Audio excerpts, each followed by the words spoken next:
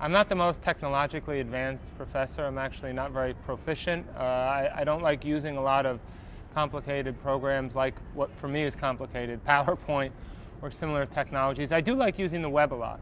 The web is an incredible resource, and one of the great things about this university is that most classrooms now are technologically enhanced, so that even when I'm whatever I'm teaching about, I can very easily go to the web and pull up either maps, pull up videos. If I'm teaching a course on culture, we can show films. I mean, I think it has a place, but again, and I think especially today with younger people, if you're talking about undergraduate students, if you can demonstrate a facility with the web and really be able to move around really quickly, and just as you're thinking of things, which I often do because if I'm going off script, which I try to do as much as possible, and really getting into something very interesting, there's probably going to be something that I can Google on it within 3 seconds that will illustrate it that I didn't even know about. And I think if you can bring the web in as a participant in the discussion in a genuine way that's not so pre-planned, that can actually surprise you as well as your students, then you have another partner in teaching. So for me, that's how I like to use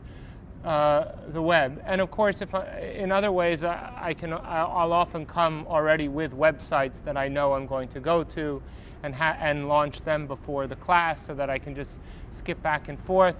But I think the main thing is just to not be afraid to use whatever technology is at hand. In the same way, if you're sitting at home planning a lecture and you're moving around to get some ideas or to find some images or whatever, you can do that in the classroom too, as long as you can do it with facility. As long as you can do it in a way that doesn't disrupt the flow of the lectures, and also bring in the students. So I very often encourage students to email me links that we'll look at in class.